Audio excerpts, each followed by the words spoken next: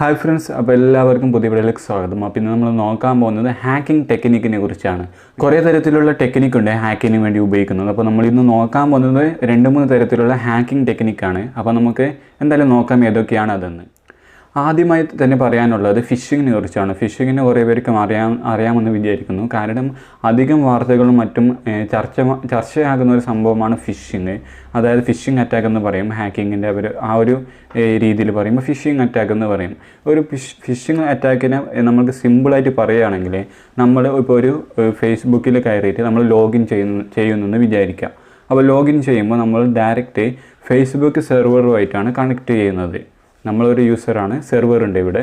നമ്മളിവിടെ ഈ ഒരു ഭാഗത്ത് ലോഗിൻ ചെയ്യുമ്പോൾ ഇങ്ങോട്ട് കണക്ട് ചെയ്തിട്ട് രണ്ടാമത് റെസ്പോൺസ് ആയിട്ടാണ് നമുക്ക് നമ്മളുടെ അക്കൗണ്ട് ഓപ്പൺ ആകുന്നത്. അപ്പോൾ നേരെ മറിച്ച് ഫിഷിംഗ് എന്ന് പറയുന്ന ഒരു അറ്റാക്കർ, അതായത് ഞാനൊരു ഹാക്കറാണെങ്കിൽ ഞാനൊരു വെബ്സൈറ്റ് ഉണ്ടാക്കുന്നു. ഫേസ്ബുക്കിൻ്റെ അതേപോലെ ആയിരിക്കും വെബ്സൈറ്റ്. പക്ഷേ ചെറിയ ഫിഷിംഗ് അറ്റാക്ക് ഇവിടെ എങ്ങനെയാണ് നടക്കുന്നതെന്ന് വെച്ചാൽ, നമ്മുടെ ഈ ഫേസ്ബുക്ക് വെച്ചിട്ടാണ് നമ്മൾ ലോഗിൻ ചെയ്യുന്നത്. ഇപ്പോൾ ലോഗിൻ ചെയ്യുമ്പോൾ നമ്മുടെ ബ്രൗസറിൻ്റെ മുകളിൽ നമുക്ക് കാണാൻ സാധിക്കും facebook.com എന്ന്. നമ്മൾ ഒരു ഹാക്കർ എന്ത് ചെയ്യുമെന്ന് വെച്ചാൽ, ആ ഒരു ഫേസ്ബുക്കിലത്തെ ഒരു ലെറ്ററിനെ മാറ്റിയിട്ട് വേറൊരു ലെറ്റർ ഇട്ടിട്ട് അതിലൊരു അക്കൗണ്ട് ഉണ്ടാക്കിയിട്ട് അവരുടേതായിരിക്കും ആ ഒരു സെർവർ. നമുക്ക് പെട്ടെന്ന് കാണാൻ ഒരിക്കലും തിരിച്ചറിയില്ല ഇതൊരു ഫിഷിംഗ് വെബ്സൈറ്റ് ആണോ അല്ലെങ്കിൽ സാധാ ഫേസ്ബുക്കിൻ്റെ വെബ്സൈറ്റ് ആണോ എന്ന്. നമ്മൾ നേരെ എന്ത് ചെയ്യും, ആ ഒരു ഫിഷിംഗ് വെബ്സൈറ്റിൽ കയറിയിട്ട് നമ്മൾ ലോഗിൻ ചെയ്യും. അപ്പോൾ ലോഗിൻ ചെയ്യുമ്പോൾ ഡയറക്റ്റായിട്ട് ഫേസ്ബുക്ക് ഓപ്പൺ ചെയ്ത് വരും.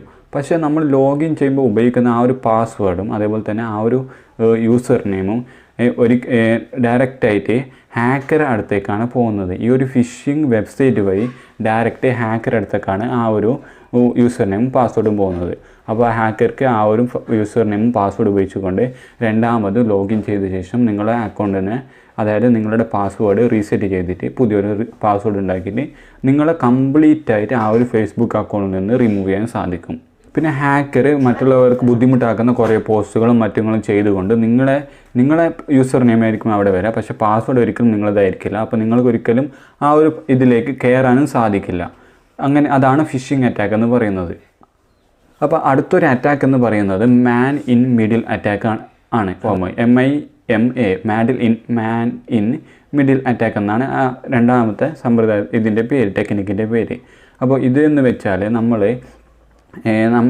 2 പേര് കമ്മ്യൂണിക്കേറ്റ് ചെയ്യുന്നതെന്ന് വിചാരിക്കാം. പെട്ടെന്നൊന്ന് എക്സ്പ്ലെയിൻ ചെയ്യാൻ വേണ്ടിയിട്ടാണ് അങ്ങനെ ഒരു ഉദാഹരണം പറയുന്നത്. അതായത് ഒരു എയും അതേപോലെ തന്നെ ബിയും എന്നൊരു സ്മാർട്ട് ഫോൺ ഉപയോഗിക്കുന്ന 2 പേരാണ്. അപ്പോൾ എയും ബിയും കമ്മ്യൂണിക്കേറ്റ് ചെയ്യുന്നു.